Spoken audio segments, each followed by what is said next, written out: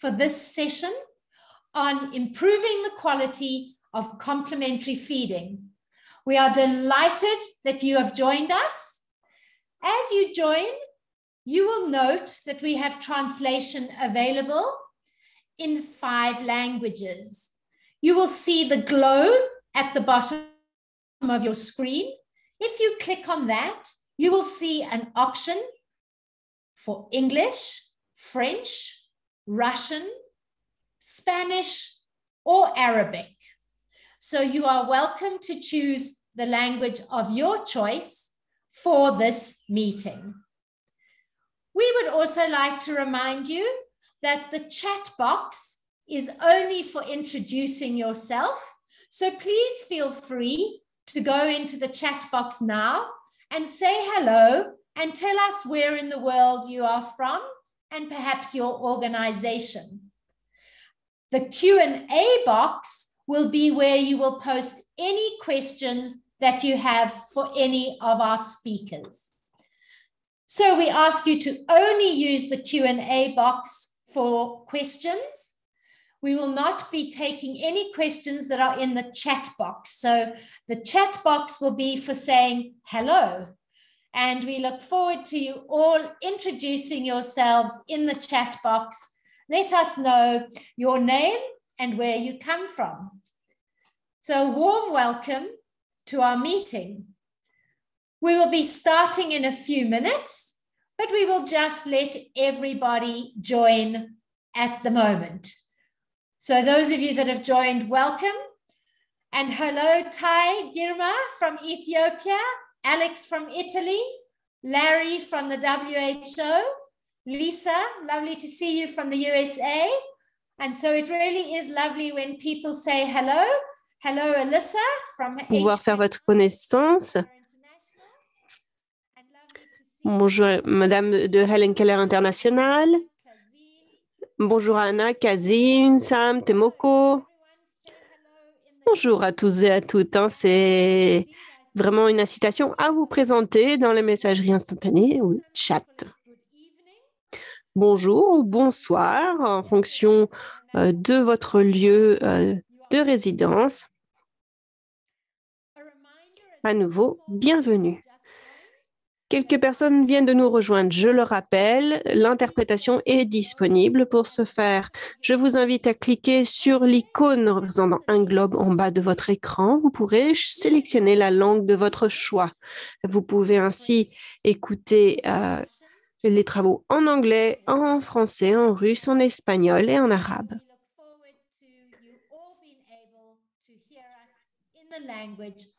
Nous espérons que vous pourrez ainsi écouter ce qui sera dit au cours de la prochaine heure et demie dans la langue de votre choix.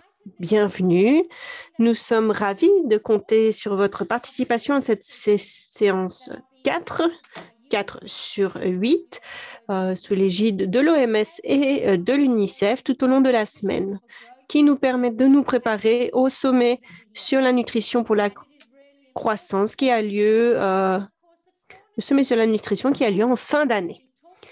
Tout au long des discussions, nous allons aborder les thèmes évidemment qui concernent ce sommet sur la nutrition, mais ce qui est important, que lorsque les pays reviennent sur leurs engagements, ils puissent prendre également en compte l'aspect amélioration de la qualité des aliments de complément. Et c'est là le thème des discussions d'aujourd'hui, avoir des informations émanant du dernier rapport de l'UNICEF en la matière. Et puis nous aurons quelques pays qui nous feront une présentation de leur situation nationale. Enfin, nous aurons évidemment une séance de questions-réponses. Sans plus attendre, permettez-moi de vous présenter notre première oratrice, Grain Moloney. Elle est conseillère principale de la nutrition de la petite enfance au siège de l'UNICEF à New York. Grainy va nous présenter le rapport Nourri pour échouer et nous présenter les différentes conclusions du dit rapport. Merci Jane, bonjour, bonsoir, bon après-midi à vous tous et toutes à travers le monde. Je suis ravie de voir qu'il y a tant de pays qui nous rejoignent. J'ai l'occasion de vous parler des principales conclusions de ce rapport qui vient tout juste d'être publié par l'UNICEF, le rapport appelé Nourris pour échouer, met en avant la situation du régime alimentaire des enfants dès leur plus jeune âge. Et je vais vous présenter donc les dernières conclusions.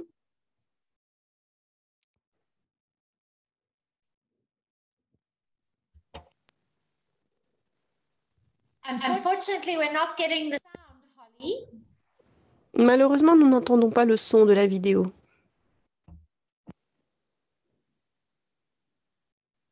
So bear with us, everybody. Hopefully, in a moment, we will get that video back. Je vous invite à un peu de patience. On va essayer de reprojeter la vidéo avec le son. Autrement, nous allons poursuivre.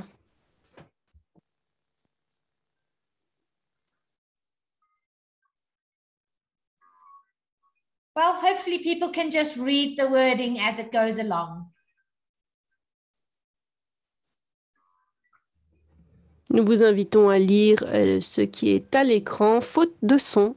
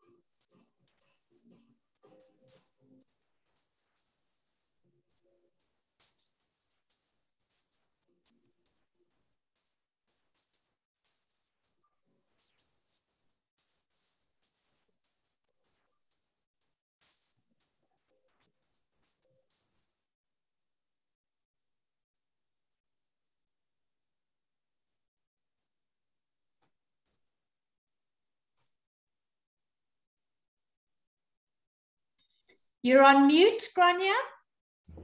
Grania, nous ne vous entendons pas. Votre micro est éteint. Grania. Très bien, merci. Je m'excuse pour le problème de son. Finalement, ce n'était qu'une musique de fond. Les messages étaient à l'écrit, visibles pour tous. Pour en revenir à ce rapport, l'objectif du rapport est de répondre à 3 questions principales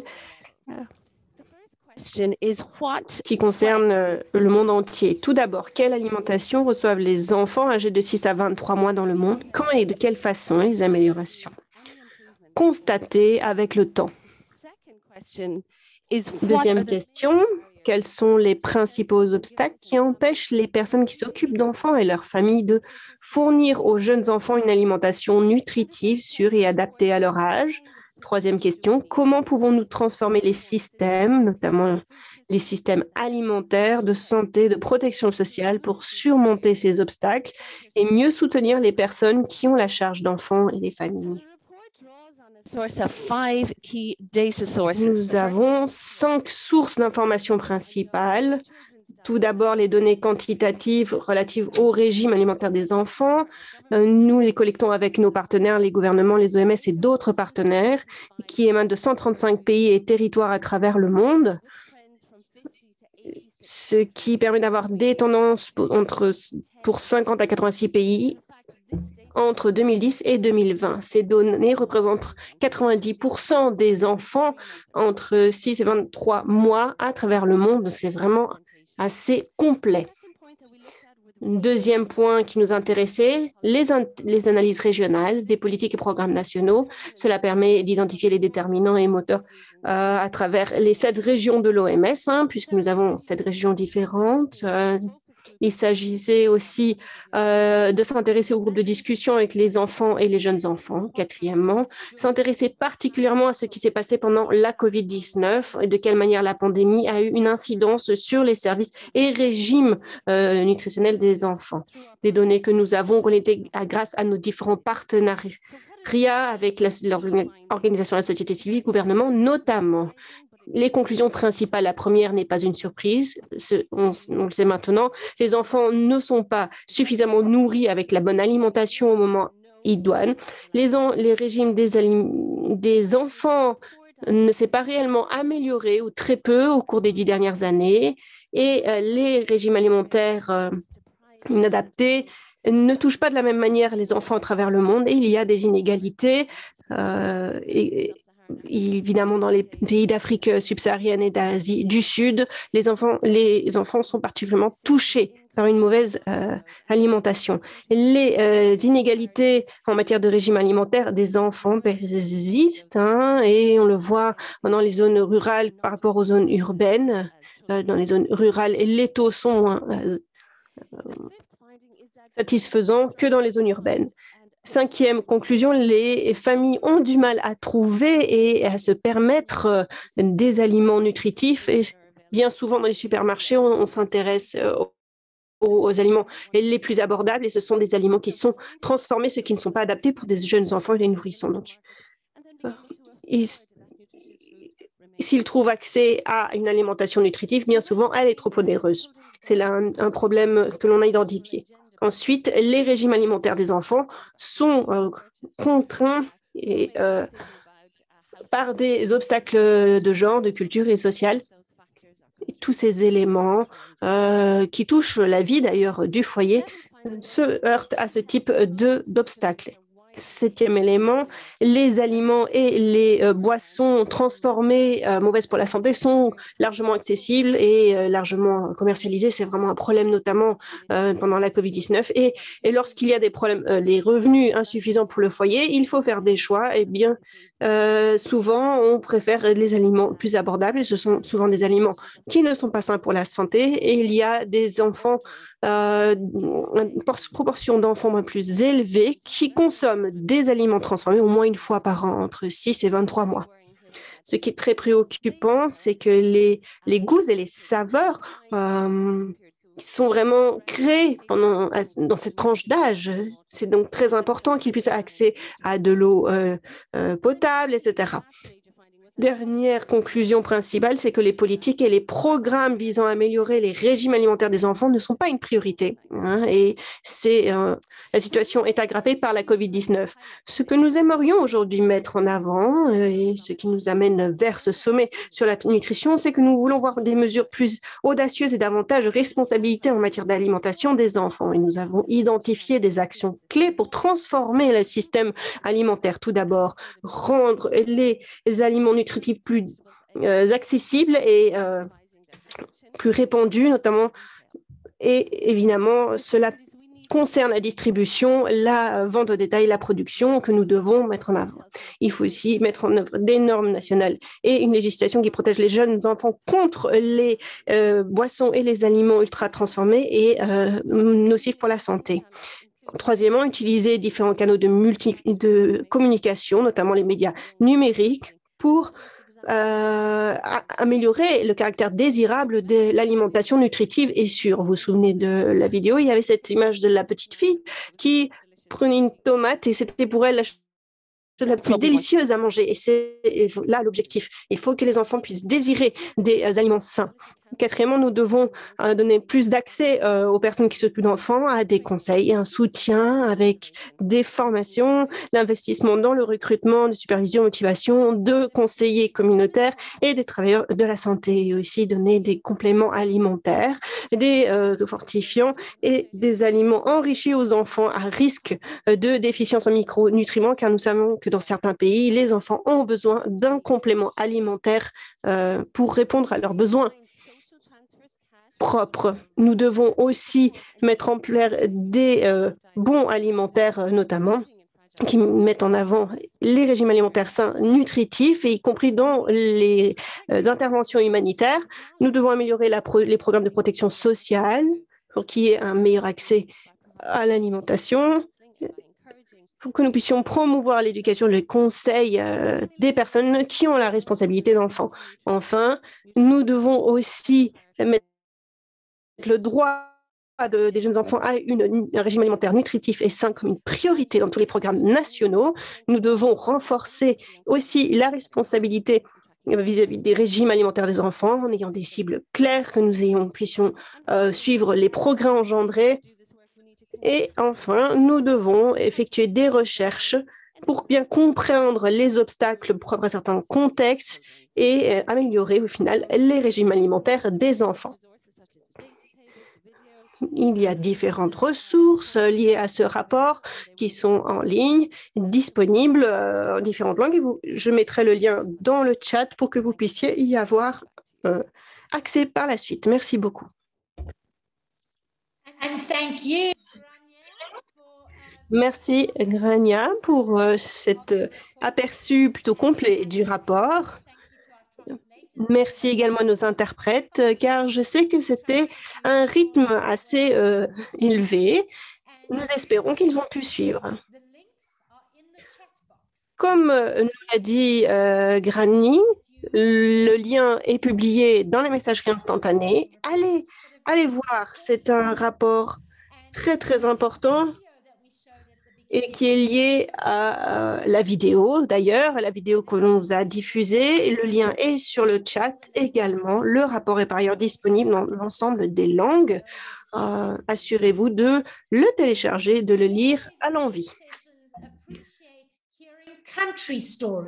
Ce que nous apprécions dans ce type de réunion, c'est d'avoir un retour des pays, de partage des situations nationales. Cela fait vraiment partie de notre cheminement vers l'atteinte de nos objectifs. Nous pouvons apprendre tant de choses d'autres pays qui nous ont précédés et qui ont mis en place un certain nombre de choses. Nous allons, sans plus attendre, entendre 4 situations pays.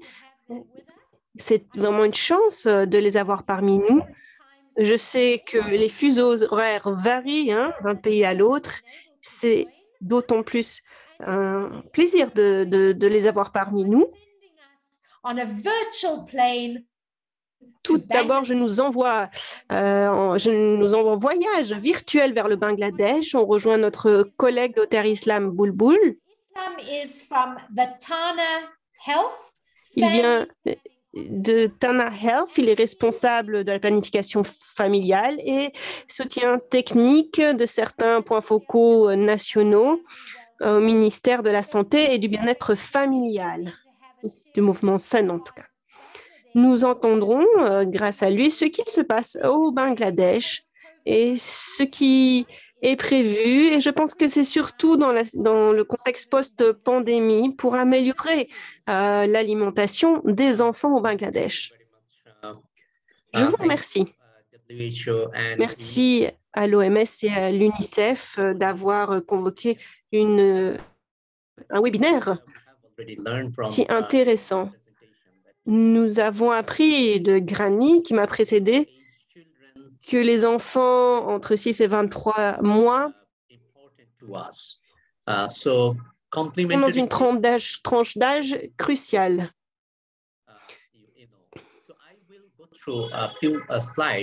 Je vais vous projeter quelques diapositives vous permettant d'avoir une meilleure idée de la situation dans notre pays et vous raconter ce qu'il se passe dans notre pays, l'objectif étant que vous puissiez en tirer certains enseignements. Tout d'abord, le Bangladesh a engendré des résultats positifs, des progrès.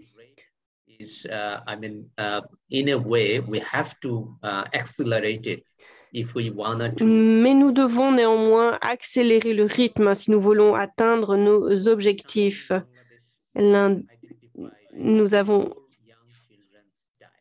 Nous avons essayé de bien comprendre quel était le régime de ces jeunes enfants.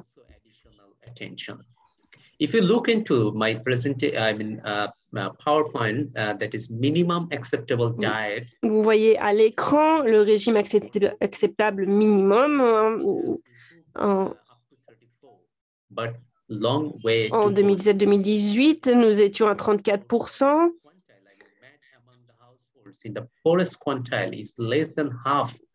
Mais nous voyons que dans les régions les plus pauvres, c'est la moitié que dans les régions les plus nanties. Nous voyons donc que les pourcentages varient. Pour ce qui est de l'analyse du caractère abordable de ces aliments de complément, les enfants qui bénéficient de ce type d'aliments, en vitamine A et vitamine B12. Consumption of beef liver, I mean both nutrient, chicken liver, both nutrient and dark green leafy vegetables. Et manque d'apport pour bon nombre d'aliments qui sont sources de calcium, de fer notamment. Je vous montre la situation nationale actuelle. Si vous vous intéressez à la stratégie politique, mais également les lignes directrices en place, voyons que le Bangladesh est bien plus en ligne avec la stratégie, les stratégies mondiales depuis notre indépendance en 1971. Dans notre Constitution, il est clairement inscrit que nous voulons améliorer la qualité de vie de nos enfants et surtout les régimes des enfants et de leurs mères.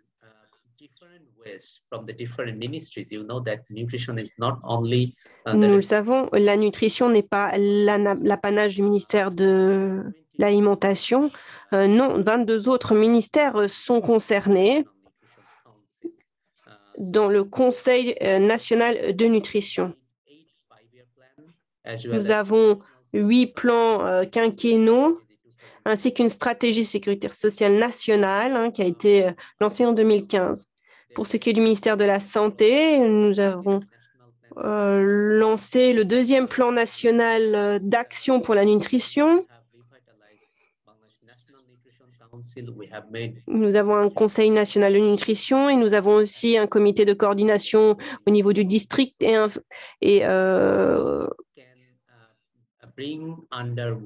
autre comité dans les régions locales, ce qui permet d'avoir une vision d'ensemble de l'alimentation de compléments dans le pays. Pour ce qui est des maladies non transmissibles, nous avons un plan d'action multisectoriel 2018-2025 afin qu'il puisse promouvoir l'importance d'un régime alimentaire équilibré, surtout pour la santé des enfants. Nous avons une politique de nutrition nationale, mais aussi une loi concernant les substituts au lait maternel et une stratégie pour l'alimentation du nourrisson des jeunes enfants. C'est important pour nous de promouvoir un régime alimentaire équilibré. Pour le ministère de l'Alimentation, il y a une politique sécuritaire en matière de nutrition et d'alimentation. L'objectif est de rappeler en quoi il est important de miser sur la diversification alimentaire des jeunes enfants avec un plan d'investissement national, une loi sur la sécurité alimentaire et des lignes directrices de promotion d'aliments de compléments riches en nutriments pour la tranche d'âge 9-23 mois. 6-23 mois, pardon. Voici là où nous devons concentrer notre engagement pour améliorer cette alimentation de compléments. Nous avons identifié, elle nous a parlé juste précédemment de 8 conclusions du rapport. Et d'ailleurs, on le voit dans notre pays. En 2013, nous avons cette loi pour le substitut du lait maternel au Bangladesh, réglementation 2017, un plan d'action pour la stratégie de l'alimentation du nourrisson et des jeunes enfants. Au niveau institutionnel, nous avons renforcé les capacités et enfin, nous sommes confrontés à certains enjeux, à savoir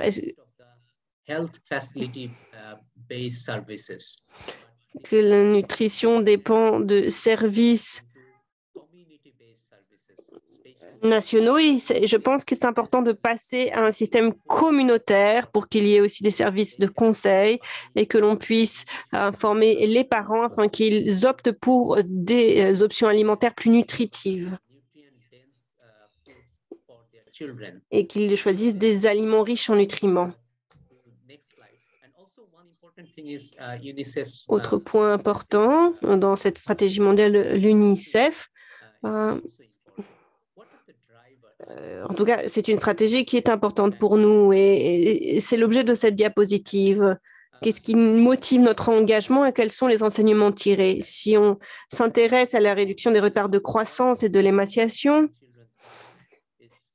cela n'est possible qu'en améliorant le régime alimentaire des enfants. C'est là un domaine où nous devons nous donner les moyens puisqu'elle est vraiment cruciale.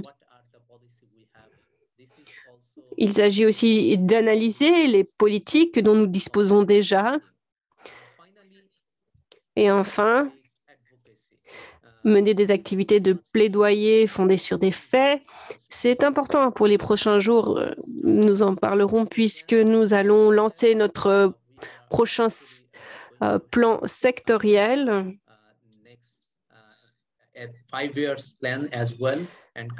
Notre prochain plan quinquennal aussi et notre plan d'investissement. L'objectif ici est vraiment de donner toute l'importance à ce sujet, les aliments de complément,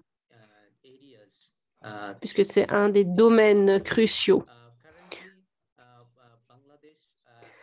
Le Bangladesh dispose de nombreux programmes émanant des services nationaux de nutrition qui prennent en compte la question de l'alimentation de compléments, mais des services de conseil également, une planification sociale également, ce qui permet de donner accès à un certain nombre de services à l'ensemble de la population.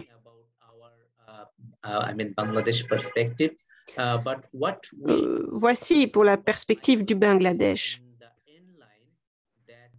En conclusion, j'aimerais dire que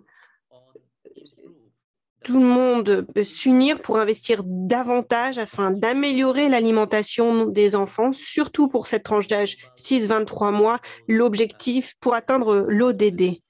Les ODD à l'échelle internationale, mais également à l'échelle nationale. C'est tout pour moi.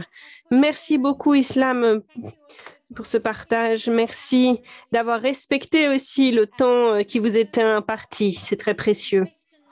Je suis sûre qu'il y aura des questions qui vous seront adressées. J'en vois d'ailleurs déjà publiées. Je vous invite d'y jeter un coup d'œil, Islam, donc dans la section questions-réponses. Nous poursuivons notre voyage à travers le monde, voyage virtuel. Nous quittons le Bangladesh, direction l'Éthiopie. J'ai l'honneur de vous présenter notre collègue d'Éthiopie, Dr Meseret Zelalem, directrice du MCHN, ministère de la Santé en Éthiopie. Nous sommes ravis de vous compter parmi nous et nous savons que l'une des questions clés pour ce qui est de l'amélioration de l'alimentation de compléments, c'est de savoir comment nous nous attelons aux problématiques propres à l'industrie agroalimentaire. Et donc, nous avons hâte d'entendre ce que vous avez à nous dire, à savoir comment l'Éthiopie a utilisé les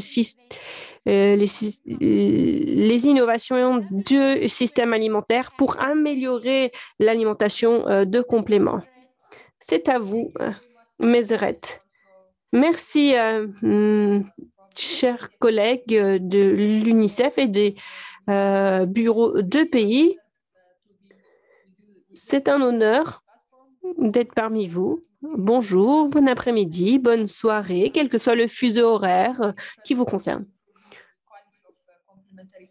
Je suis ici pour vous parler de l'amélioration de la qualité de l'alimentation complémentaire en Éthiopie et de vous partager l'expérience éthiopienne. Nous allons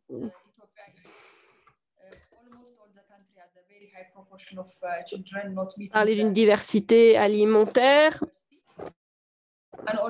dans mon pays et en 2019, il y a eu de réels progrès au centre du pays.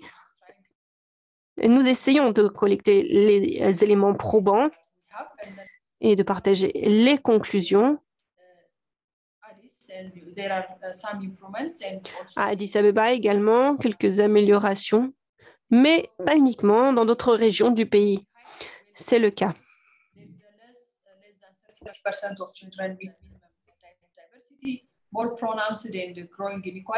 Moins de 30% des enfants ont une alimentation diversifiée.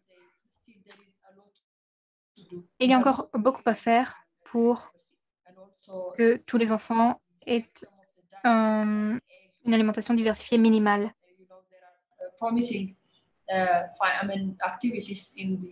L'on mène des activités dans la capitale d'Éthiopie,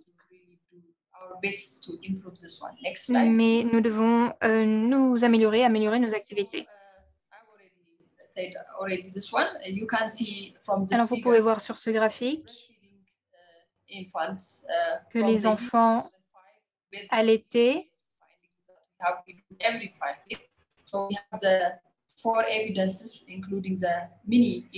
ont une diversité alimentaire.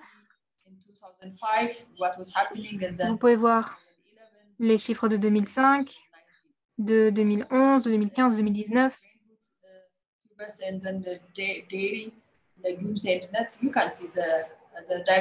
Vous pouvez voir que la diversité alimentaire est vraiment très différente pour les enfants et qu'il y a une différence entre les groupes. Il s'agit à nouveau que les enfants aient accès à une diversité alimentaire minimale.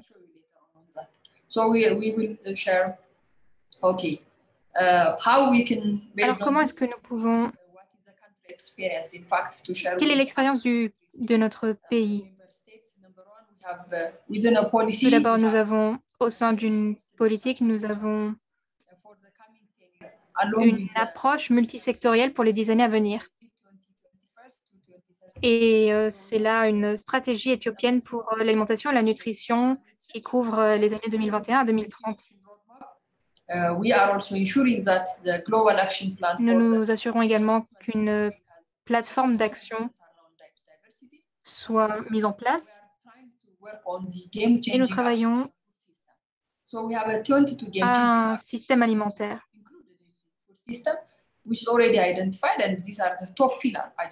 Nous avons déjà identifié les piliers de notre programme, donc nous avons des politiques, une feuille de route, et nous avons différents aspects dans cette feuille de route, et nous avons également un système alimentaire, et nous avons identifié les éléments qui devaient être modifiés.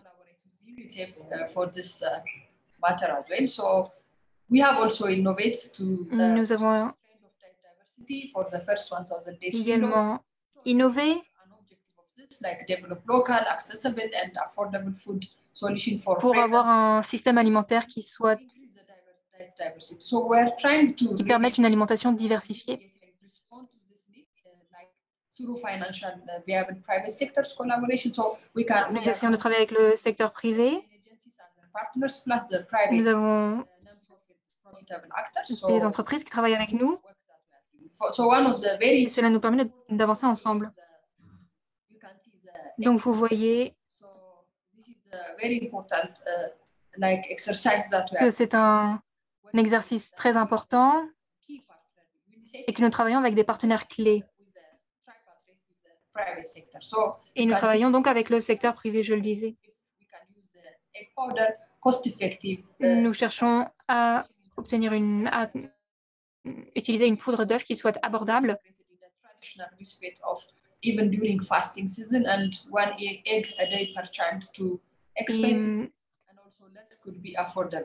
Nous essayons vraiment de trouver des solutions abordables et moins onéreuses. Donc, c'est avec cela que nous travaillons. Quels sont les avantages? Il y a un avantage nutritionnel. Je vais passer à la diapositive suivante. Alors, nous travaillons avec des produits locaux. En 2020, nous avons sélectionné une entreprise et le matériel nécessaire pour une grande production. Donc, de février à novembre, nous avons testé la production d'une première poudre d'œuf. Et à partir de mars 2021, nous avons développé un mémorandum d'accord entre le ministère et le secteur privé.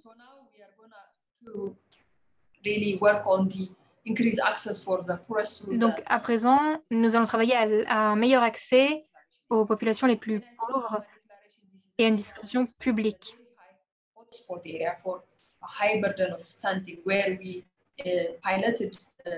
Il s'agit vraiment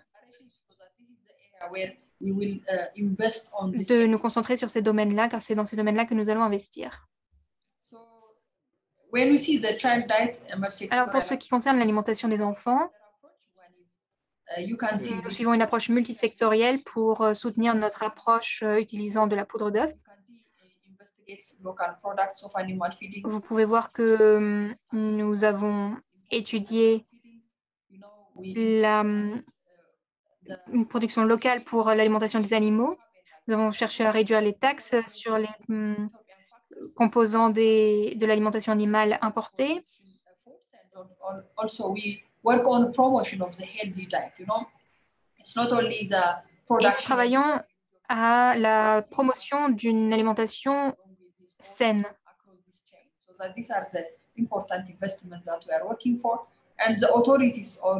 Et les autorités des secteurs concernés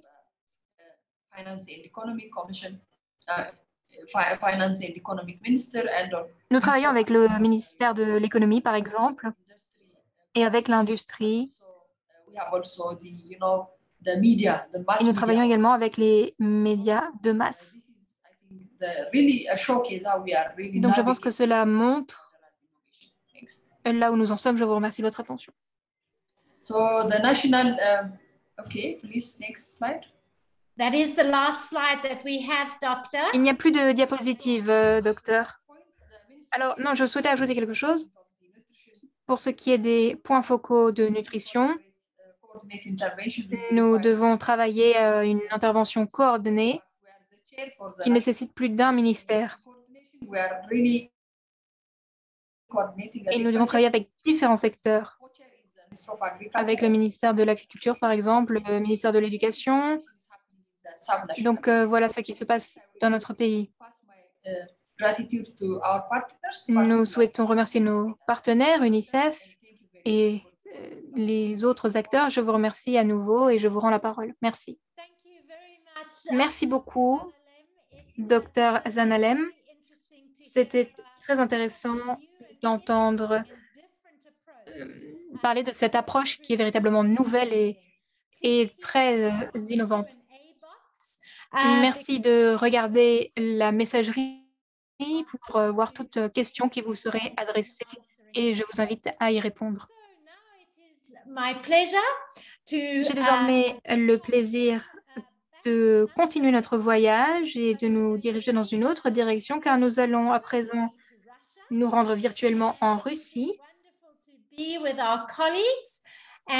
sommes très heureux d'être avec notre collègue et je donne la parole à Dr Anna Kontsevaya. Je m'excuse si j'ai mal prononcé votre nom, mais je vous souhaite vraiment chaleureusement la bienvenue.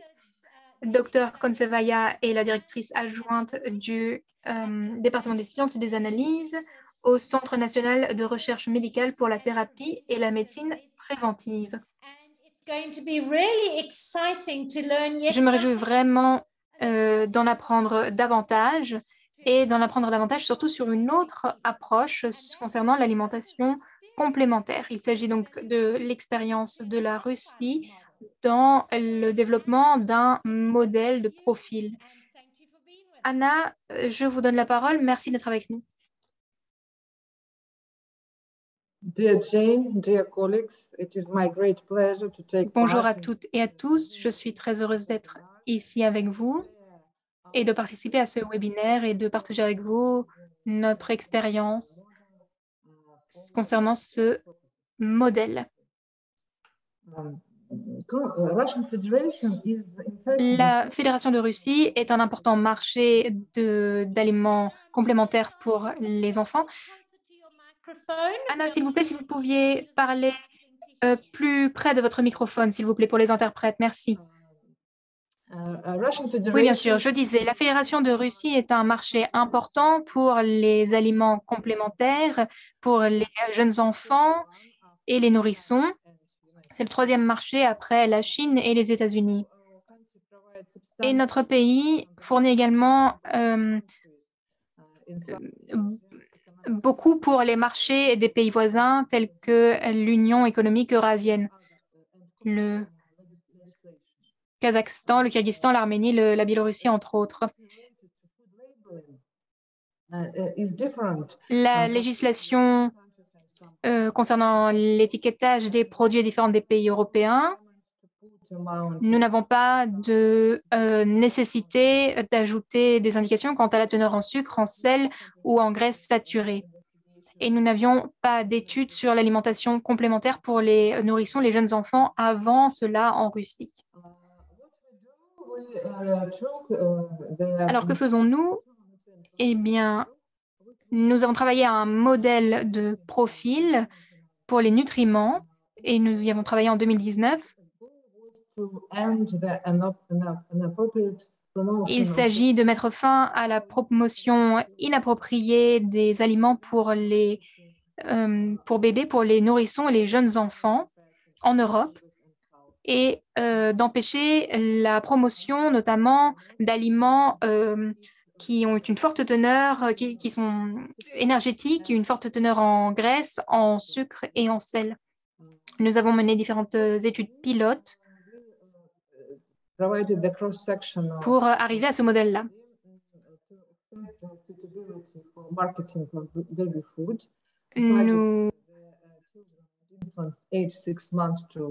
Nous avons travaillé à un modèle intersectionnel pour que nos mesures ciblent les jeunes enfants âgés de 6 à 36 mois, et ce pour le marché à Moscou, en Russie. Et nous avons regroupé les produits dans différentes catégories de produits qui sont précisés dans le modèle. Alors, quels sont les résultats des étiquetages? Beaucoup de produits manquaient d'informations nutritionnelles sur les étiquettes. C'est pour cela que ces produits ne pouvaient pas être évalués dans notre modèle. Et ainsi, nous avons évalué l'adaptabilité des aliments pour bébés dans le marché russe. Mais cela n'a pas pu être fait car aucun produit ne pouvait remplir les critères de notre modèle. Par exemple, vous avez les chiffres à l'écran, c'était 95% des produits pour le sucre, 78% pour le sel et 95% pour les graisses saturées.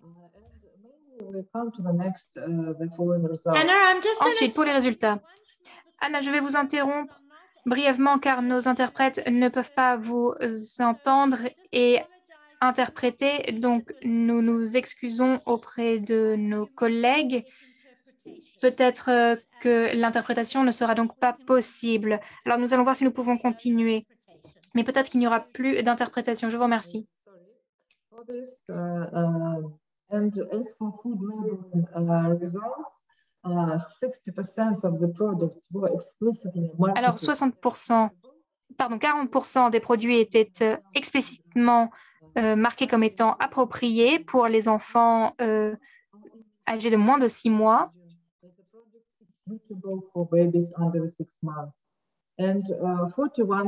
Et des images et des textes suggéraient que les produits étaient appropriés pour des enfants de moins de 6 mois. 41% des produits comprenaient des sucres ajoutés ou des édulcorants qui étaient présents dans la liste des ingrédients et 48% des produits comprenaient du sel et cette teneur excédait le seuil fixé par notre modèle. Alors, nous avons effectué une comparaison entre pays pour les produits pour bébés de Nestlé. Et les produits étaient consacrés à des enfants âgés de 3 à 36 mois. Vous voyez ici à l'écran sur le graphique le total de sucre et la teneur en sel.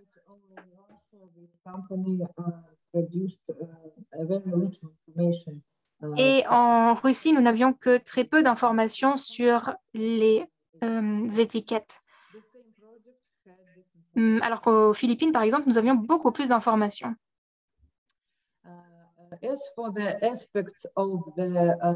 Pour ce qui est de la promotion des produits, pour les produits qui s'adressent aux nourrissons qui ont jusqu'à 36 mois,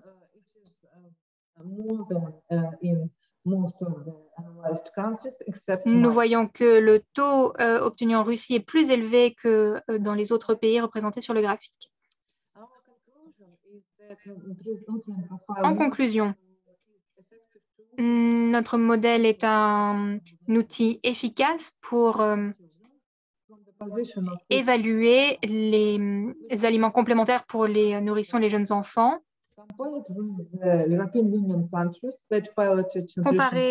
En comparaison avec les pays de l'Union européenne, la Fédération de Russie montre une plus forte prévalence des produits, des aliments pour bébés qui ne sont pas appropriés à la promotion pour les enfants âgés de 6 à 36 mois.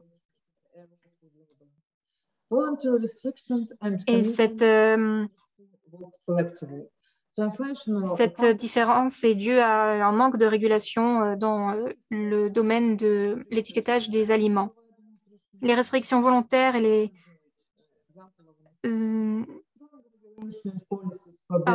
les entreprises transnationales utilisent différentes stratégies dans différents pays et il n'y a pas de critères stricts concernant les étiquettes et les informations. Nous l'avons vu pour l'exemple des produits Nestlé. Et enfin, nous avons besoin d'une meilleure régulation et de meilleures politiques concernant l'étiquetage. Je vous remercie de votre attention. Merci beaucoup, Anna. Et je m'excuse auprès de nos délégués pour la qualité du son insuffisante. Mais vous avez pu voir les diapositives et j'espère que vous avez pu en retirer les informations clés. Et nous nous excusons également auprès de nos interprètes pour ce qui est de la mauvaise qualité du son. Je vous remercie, Anna. Alors, nous allons repartir dans notre avion et nous allons nous diriger en Afrique. Nous allons nous arrêter et visiter la Tanzanie. C'est un plaisir que d'accueillir parmi nous, au nom de la Tanzanie, M. Paul Sangawe. Paul est le directeur de la coordination des affaires gouvernementales du bureau du Premier ministre. Il est également le coordinateur du mouvement Sun pour la Tanzanie et il est également le représentant de la Tanzanie pour la direction du NKJ. Je lui souhaite la bienvenue. Il semble maîtriser le sujet. Il est présent à plusieurs sessions. Et aujourd'hui, il va nous parler des actions, des politiques nationales. Et Paul, vous intervenez en dernier. Mais votre sujet est tout autant important. Nous venons d'entendre un exemple des politiques qui sont mises en œuvre dans différents pays. Nous avons parlé de la poudre d'œuf, nous avons parlé des étiquetages des aliments. Et tout cela n'est possible que si nous avons de bonnes politiques. Donc, Paul, je vous donne la parole pour que vous puissiez nous parler de votre expérience en Tanzanie. Over to you. Et je vous donne la parole. Merci beaucoup, Jane. Bienvenue à toutes et à tous. Merci à UNICEF et à l'OMS pour l'organisation de ce webinaire sur l'amélioration de la qualité des aliments complémentaires. Et je vous remercie de me donner la parole pour parler de mon expérience en Tanzanie. Nous n'avons que 10 minutes, donc je vais vous parler brièvement de la situation, mais je vais vous parler plus particulièrement des cadres de politique qui sont mis en œuvre. Et je terminerai par les leçons que nous pouvons tirer de notre exemple. Alors, dans l'ensemble, quelle est la situation de l'alimentation complémentaire? C'est un défi, comme dans beaucoup d'autres pays. Nous avons très peu d'enfants qui ont un accès suffisant à une alimentation acceptable. Cela est dû à des obstacles économiques, notamment. Et c'est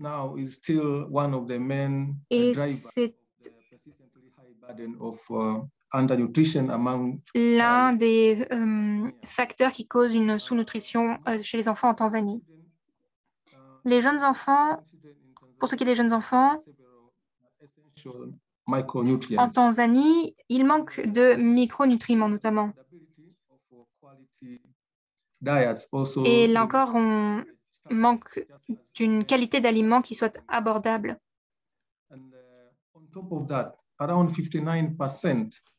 59% des foyers n'ont pas accès à une alimentation de qualité abordable.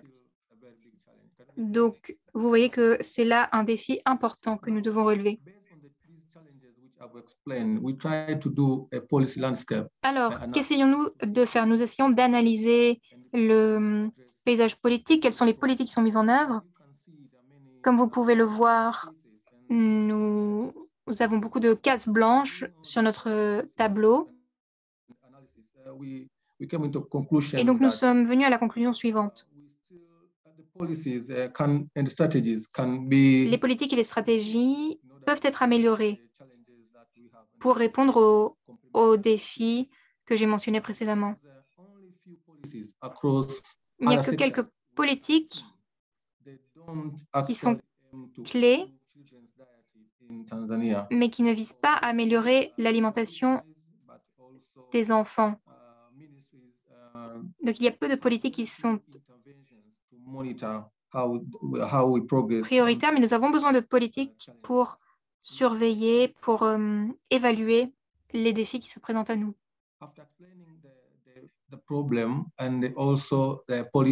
Donc, voilà les problèmes, voici l'analyse de nos politiques.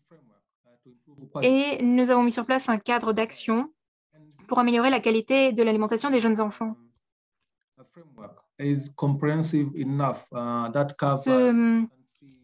cadre est très exhaustif, vous pouvez le voir. Tous les secteurs clés sont concernés, l'agriculture, la santé, la nutrition, le secteur de l'eau, de l'hygiène, mais également de la protection sociale. Nous essayons de répondre à 3 domaines principaux, c'est-à-dire le domaine de la politique, le domaine institutionnel, donc cela comprend le secteur privé et public, et le 3e domaine est celui de la communauté, des foyers et des individus.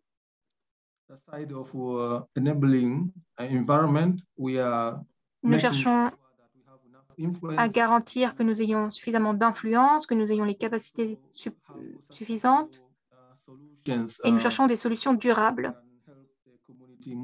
pour que nous puissions faire avancer nos communautés. Alors, cette approche concerne tous les cycles de la vie.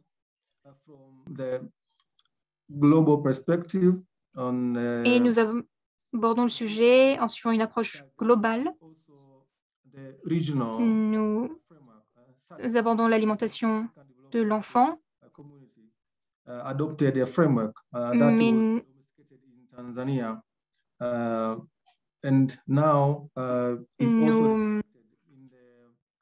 nous cherchons à traiter également de l'alimentation des adultes. Et ce cadre d'action couvre tous les secteurs.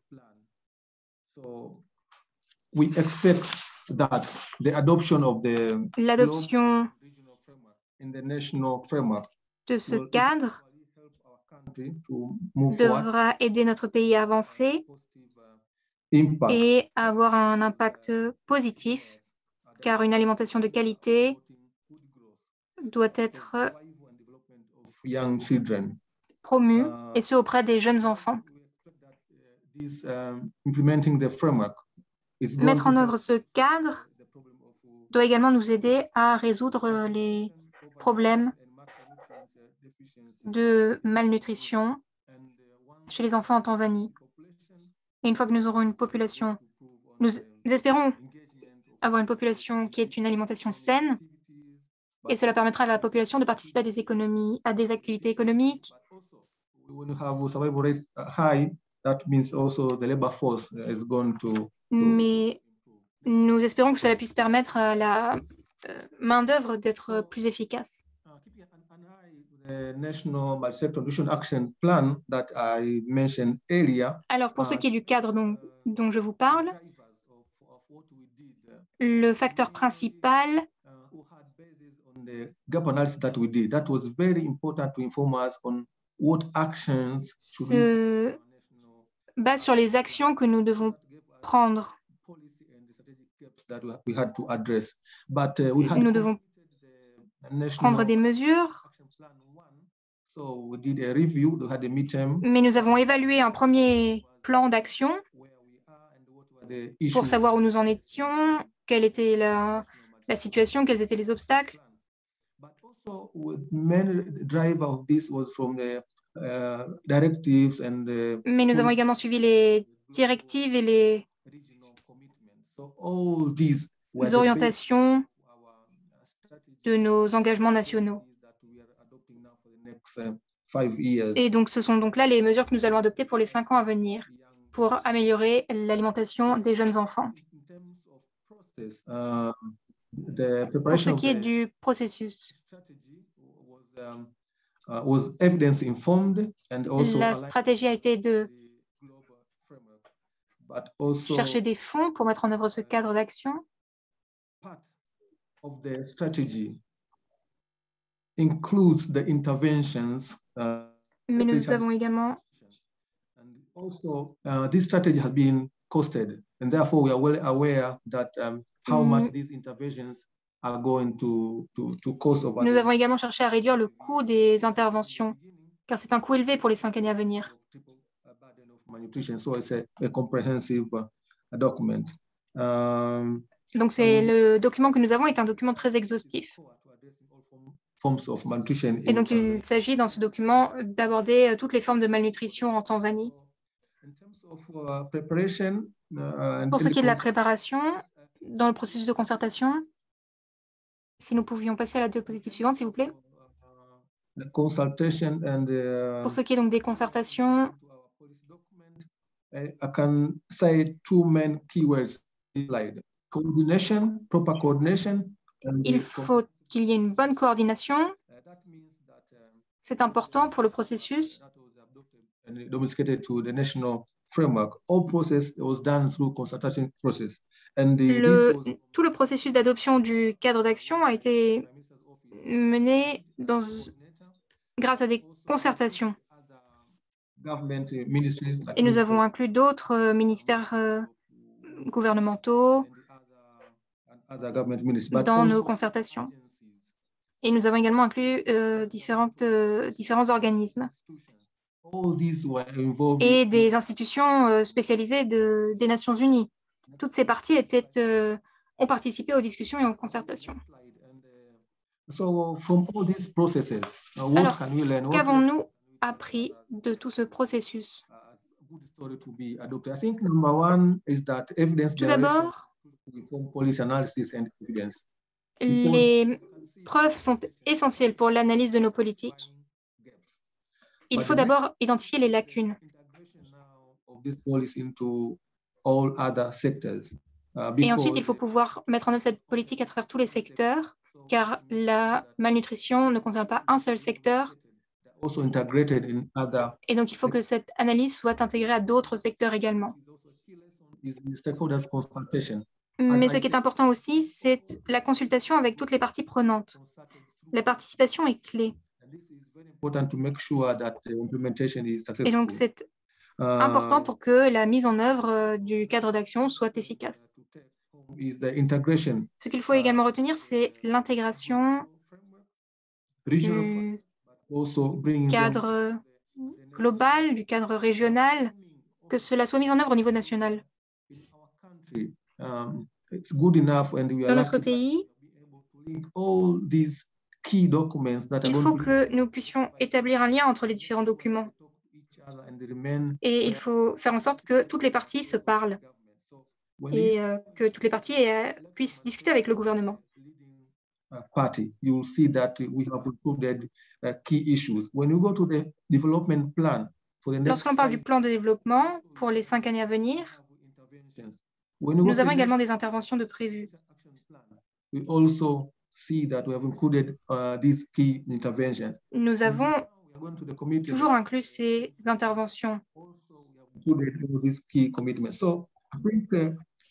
Et cela également en ayant en tête le sommet de la nutrition pour la croissance.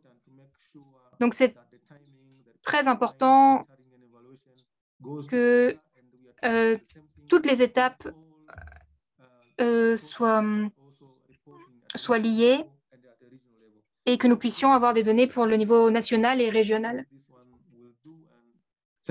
Voilà, je vous remercie de votre attention et vous êtes les bienvenus en Tanzanie. Merci beaucoup. Asante sana, Paul, et on a hâte de pouvoir de nouveau vous rendre visite dans les différents pays. Un grand merci d'avoir partagé cette expérience tanzanienne qui permet de voir que le domaine politique est bien pris en compte avec un cadre réglementaire, les politiques sont bien réparties et on espère qu'elles deviendront bientôt des mesures concrètes alors que toutes les parties prenantes se retrouvent. Alors, nous avons un temps imparti aux questions-réponses. Nous avons des débats passionnants entre les différents experts. Merci à eux et à elles d'avoir répondu à certaines des questions, mais il se peut que je vous demande d'allumer votre micro et d'y répondre de vive voix afin que nous puissions tous vous entendre. Voilà, je vous demande de fermer vos présentations PowerPoint pour qu'on puisse vous voir à l'écran. Et ah oui, Grainy, vous avez votre vidéo allumée.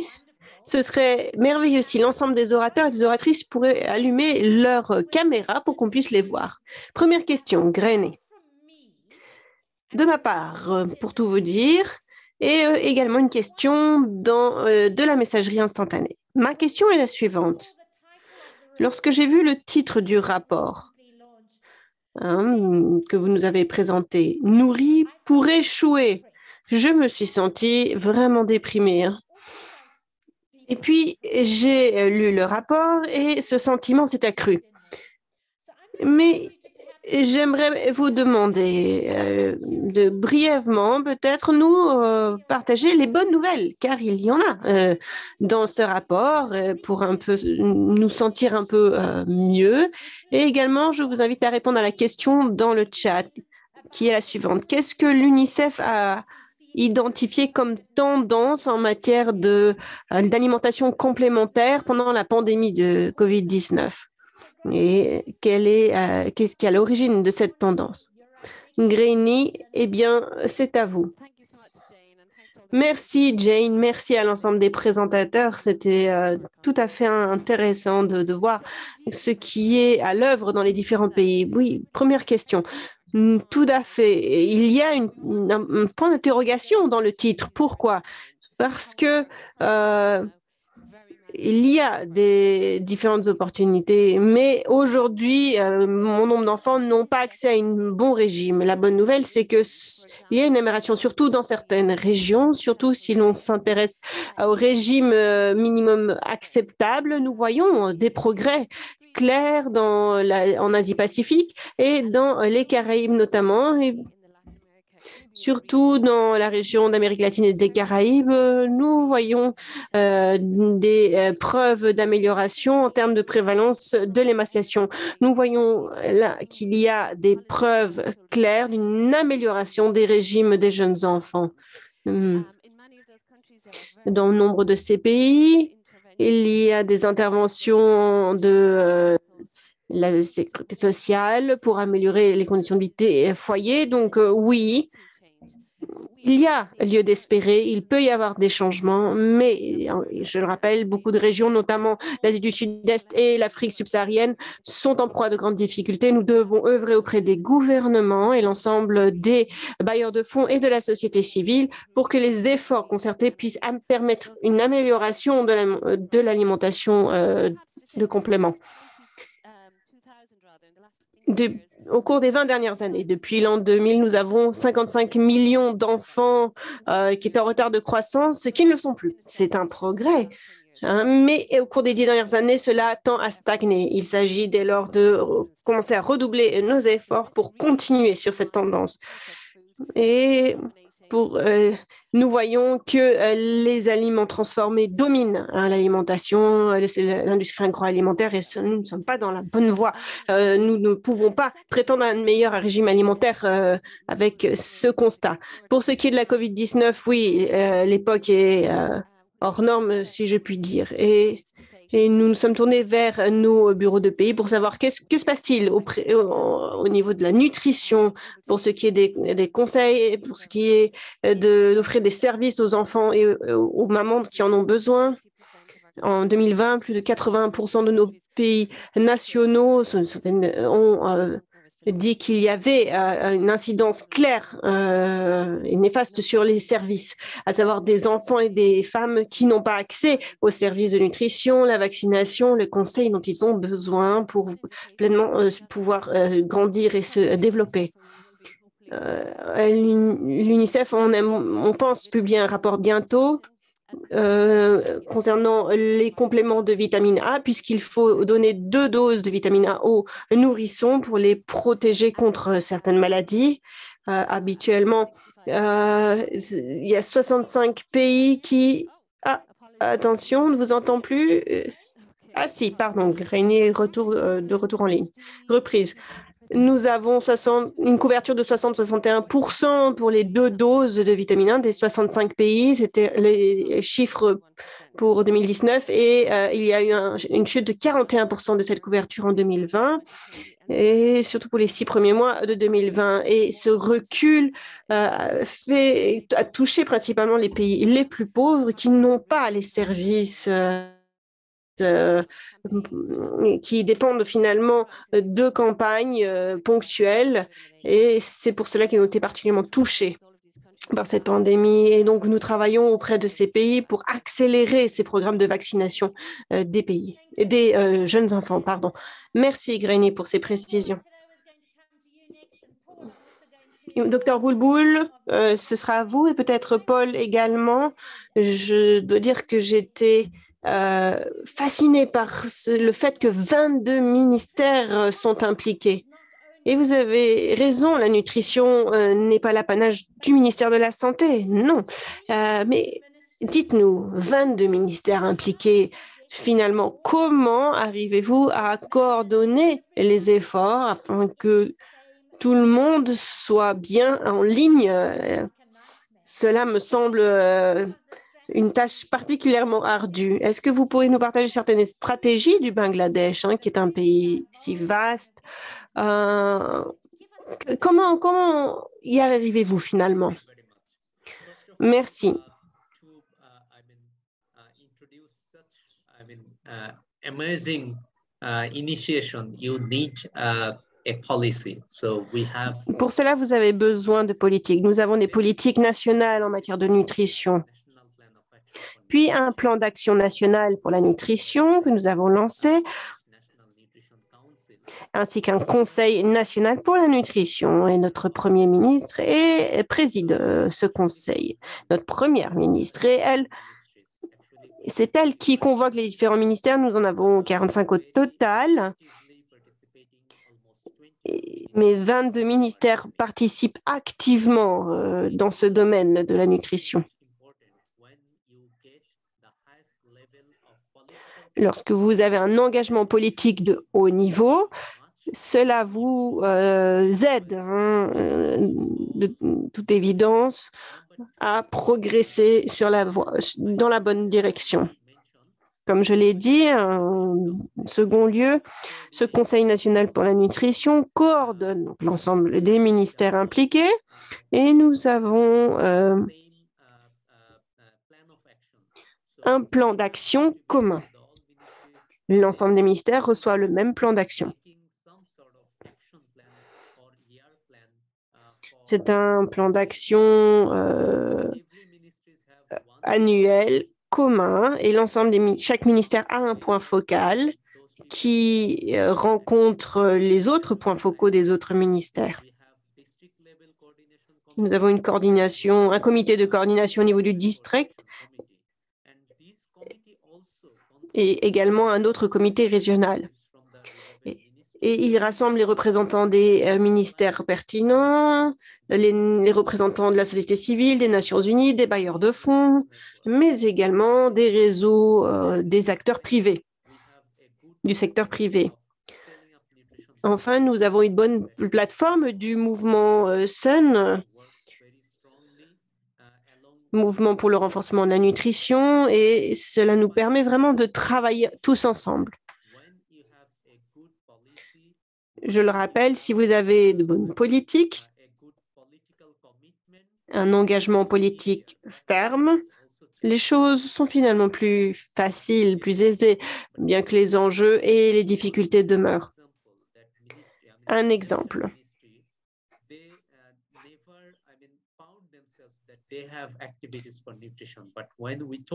Certains ministères pensaient avoir mis en place un programme de nutrition qui s'appliquait en tout temps, mais en cas de catastrophe naturelle, par exemple, il faut pouvoir fournir un environnement protégé pour les femmes, les mères allaitantes, bien sûr. Comment donner accès aux aliments aux différentes couches de la population et pouvoir donner accès à une alimentation nutritive aux personnes les plus défavorisées. Une alimentation nutritive, c'est-à-dire qu'il y ait suffisamment de calories. Et pour y parvenir, nous devons agir tous ensemble. Jane, merci beaucoup. Paul, qui vient d'être dit, et vous avez dit, vous-même, vous êtes du bureau du Premier ministre en Tanzanie. Dites-nous comment, dans votre pays, vous parvenez à cette coordination. Vous l'avez vous-même mentionné, les politiques sont essentielles, mais elles ne sont rien sans coordination et mise en œuvre. Pouvez-vous dire comment, en Tanzanie, vous arrivez à coordonner les différents acteurs pour que ces politiques améliorent concrètement les régimes alimentaires des enfants, que l'on puisse passer de la parole aux actes? Merci beaucoup, Jane. La situation ne diverge pas tant de celle du Bangladesh. Nous avons le Premier ministre. Vous le savez, je viens moi-même du bureau du Premier ministre. Le Premier ministre est vraiment la personne qui est tout en haut et qui préside toutes les réunions.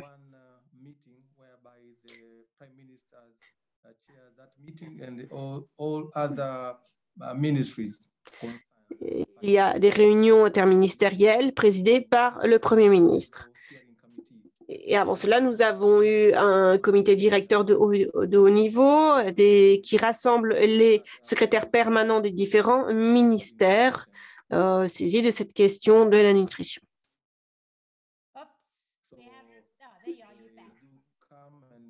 Il y a une interruption de la connexion. Le personnel technique est également impliqué. Donc, nous avons un comité directeur, des secrétaires permanents. Nous avons un comité de coordination qui rassemble les différents directeurs. Je le préside moi-même. Lorsqu'il y a des difficultés, les rapports, nous en parlons avant de retourner dans différents secrétariats et en faire rapport aux différents ministères. c'est un comité technique. Et en dessous, il y a les points focaux. Le bureau du gouvernement local.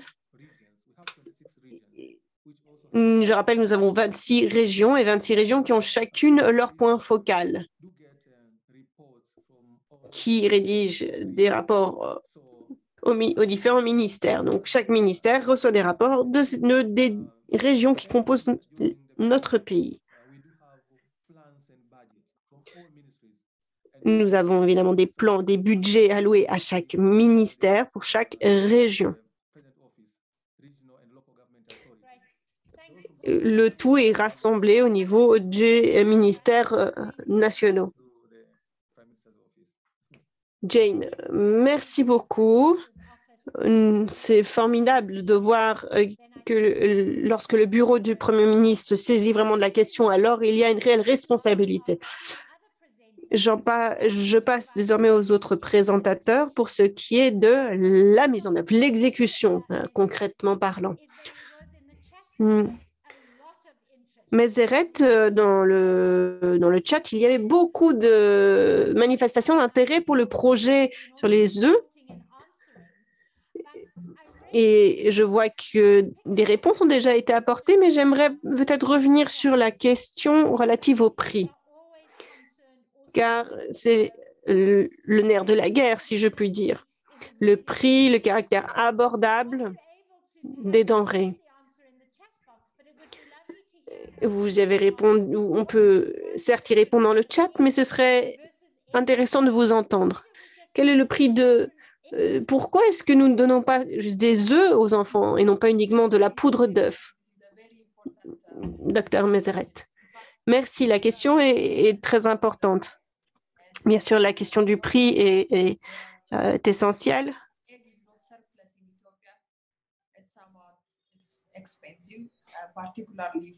Nous n'avons pas des œufs en abondance en Éthiopie et surtout pour les foyers les plus défavorisés.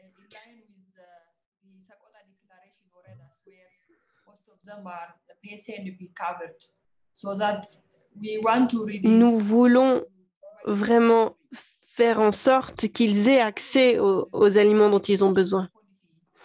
Et lorsque nous modifions une politique au niveau le plus élevé, il y a toujours une incidence économique. Lorsque vous investissez $1, il faut savoir quel est le retour sur investissement de ce dollar. Et nous faisons très attention à cet aspect économique.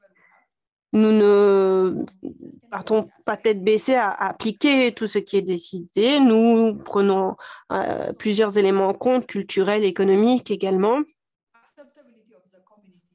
Et prenons en compte le caractère acceptable pour les communautés.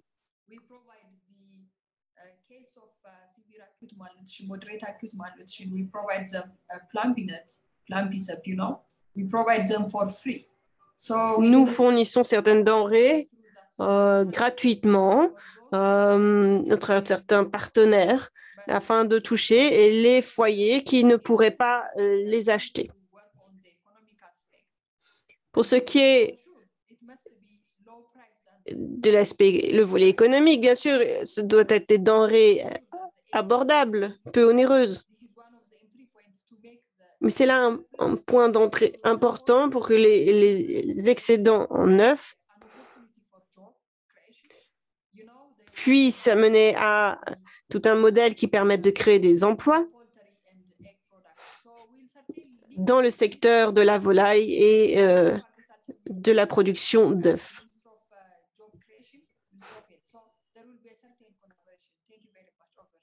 Voici pour ce que je peux dire au sujet de cette question. Merci beaucoup. Un collègue rappelle qu'il y a une publication récente en matière de nutrition infantile et de la mère. Est-ce qu'on pourrait peut-être y répondre dans la messagerie instantanée pour que tout le monde puisse la lire et y avoir accès? Anna, j'espère que l'on va pouvoir entendre votre réponse à cette question. Je vais la résumer au maximum pour que nous puissions entendre votre réponse. La voici. Quel a été votre plus grand défi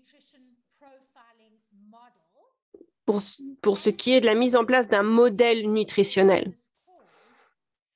L'OMS nous a rejoints, profitons-en. Quel soutien particulier aimeriez-vous avoir de la part de l'OMS pour ce qui... Voilà, une aide de l'OMS pour les pays qui aimeraient mettre en place ce type de modèle d'alimentation nutritive. Merci. Jane, j'espère que l'on m'entend mieux. Question très pertinente. Le modèle de régime nutritif de l'OMS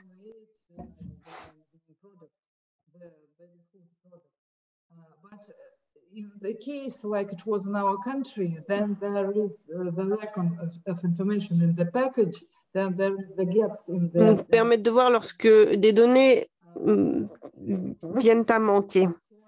La connexion, malheureusement, ne permet pas une interprétation de qualité.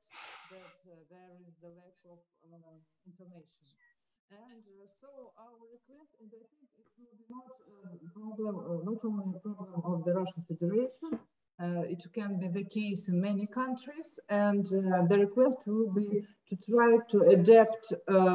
Nous essayons d'adapter le modèle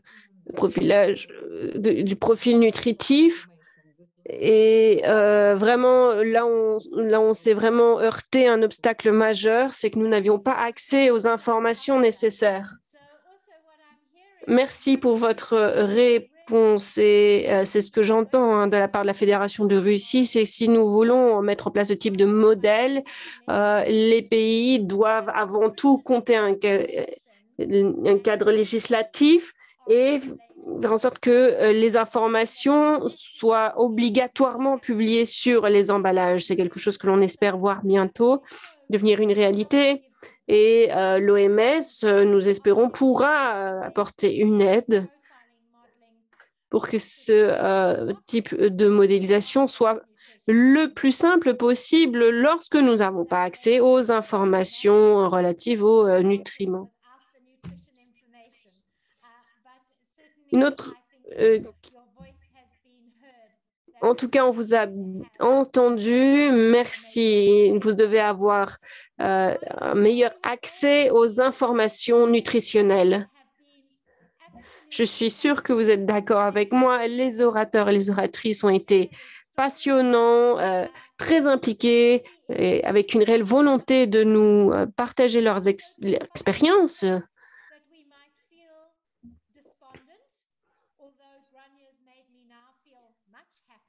Alors, même si cela nous semble être plutôt un schéma pessimiste, en dépit des quelques bonnes nouvelles de Grigny, nous voyons que les choses peuvent changer à l'échelle nationale. Nous voyons des pays qui prennent des mesures qui sont autant de sources d'inspiration afin que nous puissions nous assurer que dans nos différents contextes nationaux, nous soyons nous-mêmes des acteurs de plaidoyer pour qu'il y ait des mesures concrètes prises en amont de ce sommet sur la nutrition, qui a une incidence directe sur la santé des enfants. Merci beaucoup à l'ensemble des orateurs et des oratrices. Merci pour votre temps et nous avons hâte de ne plus devoir prendre des avions virtuels, mais de concrètement venir vous voir et être des témoins du travail abattu sur place.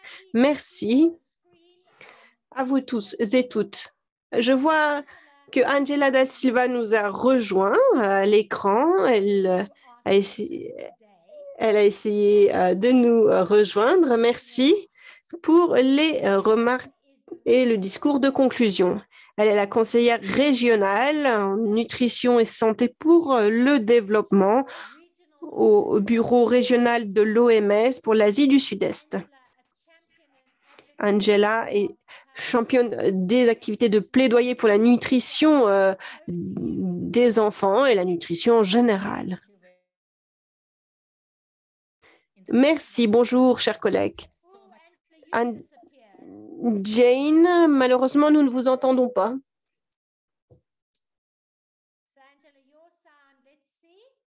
Angela, je ne vous entends pas. Testons votre micro. Can't hear you. Yes, we can hear you. I'm hearing some people in the chat box are saying that they are hearing you well. So maybe it's Jane, je vois dans le chat que tout le monde vous entend. C'est peut-être un problème de mon côté. Donc, allez-y, Angela. Je vous en prie.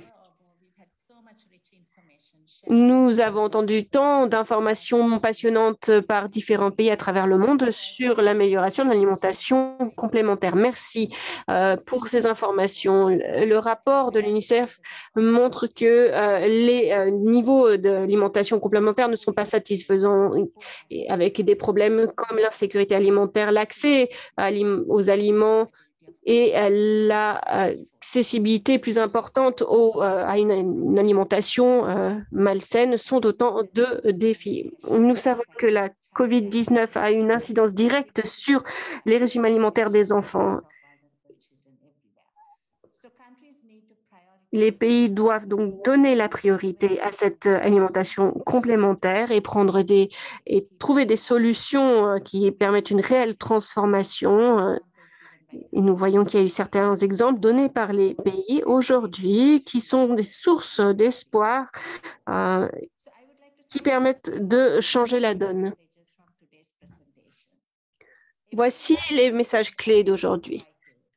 L'alimentation est vitale, nous le voyons dans tous les pays. Il faut avoir accès à des données qui permettent de mettre en place des politiques adaptées. Il s'agit d'évaluer la situation des différents systèmes, quelles sont les politiques existantes, mais également au niveau communautaire ou national. Par exemple, en Tanzanie, nous voyons, il y a un cadre d'action mis en place où l'analyse du Bangladesh, l'évaluation en Éthiopie de la situation de l'alimentation pour ce qui est de la diversité alimentaire et en Russie, pour ce qui est de la promotion des aliments de complément. Nous savons que la plupart des pays ont des politiques et des stratégies et des orientations exhaustives pour soutenir les régimes alimentaires des enfants, mais il faut les ratifier, surtout faire attention à la cohérence des politiques multisectorielles, notamment au Bangladesh, et avoir des cadres d'action solides et durables, ainsi que les processus de consultation. La plupart des pays pendant cette session et le bon nombre de secteurs soutiennent les aliments de complément et on voit des points d'entrée pour les plateformes qui permettent de véhiculer le message que cette alimentation de complément est importante. Malgré les cadres réglementaires en place, il y a des lacunes de coordination à travers les systèmes, quelque chose d'assez répandu qui a une incidence directe sur la mise en œuvre, que ce soit au niveau national ou infranational.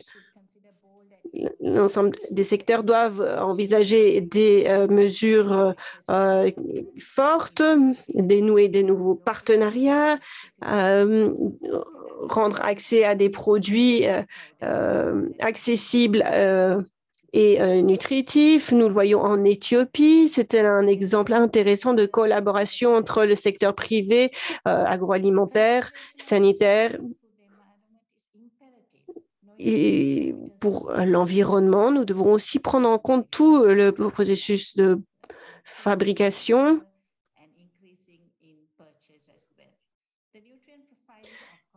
Et voir le profil aussi, la composition en nutriments est importante, non pas uniquement pour le pays, mais aussi pour que l'on puisse compter sur des aliments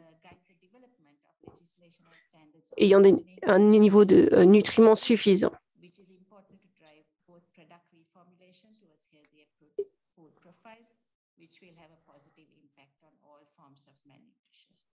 Cela permettra de réduire les taux de malnutrition. Et ce qui compte pour ces actions, c'est d'avoir un engagement politique de haut niveau. Il faut pour cela avoir des chefs de file pour appliquer les mesures politiques. Et cela dépend bien souvent de soutien des acteurs régionaux dont le mandat prend en compte cet aspect de la nutrition. Et donc, il faut pouvoir aussi prêter main forte aux différents progrès observés. Nous voulons passer en revue les différents engagements nationaux pour améliorer les aliments de complément en amont du prochain sommet en décembre 2021. J'aimerais remercier l'ensemble des présentateurs, des participants, des équipes de pays pour leur présentation et les travaux. Merci d'avoir aussi organisé cette réunion et merci à l'ensemble des pays pour leur présentation nationale. Je vous souhaite une bonne journée. Merci Angela. Merci à l'UNICEF et à l'OMS d'avoir organisé cette réunion. Je vous rappelle que demain, nous avons une nouvelle séance à 13h heure de Paris qui s'intéresse à la malnutrition avec un volet axé sur les micronutriments, comment relever les enjeux actuels et vraiment, j'ai hâte de vous y retrouver. Nous allons apprendre davantage sur ce sujet. Merci. Soyez bien en sécurité où que vous vous trouviez et j'ai hâte de vous retrouver bientôt. Merci et bonne fin de journée.